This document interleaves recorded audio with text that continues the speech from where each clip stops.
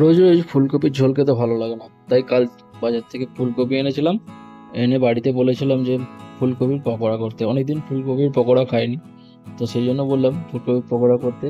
আর যেমন বলা তেমন কাজ, টুসির দিকে কাজ লেগে পড়েছে।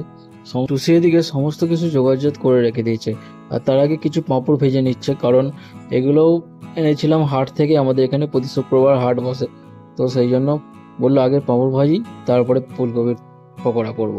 তো সেই পাঁপড়গুলো ভেজে নেওয়ার পর এক এক করে ফুলকপিগুলো বেসনে ডুবিয়ে আর তেলে ছাড়তে লাগলো একটু। আর আমি এদিক থেকে ভিডিও করছিলাম। ভিডিও করতে করতে ভাবছি কখন ভাজা হবে আর কখন আমি খাবো। তো সমস্ত কিছু ভাজা হয়ে যাওয়ার পর নিয়ে চলে এসেছিলাম ঘরে। আর মায়েরটা নিয়ে চলে গেছিলো মায়ের ঘরে, কারণ মা বলেই দিয়েছে আমি এই যে ঢুকছি, এখন আর বেরোবো না, বেরোবো কাল সকালে। আর এদিকে দেখো, ইনি তো নিজে ভেজে নিজেই খেতে লেগে গেছে, আমাকে দেওয়ার নামই করে নেয়। তো চলো আমরা খাই, আর তোমরা চ্যানেলটাকে সাবস্ক্রাইব করো।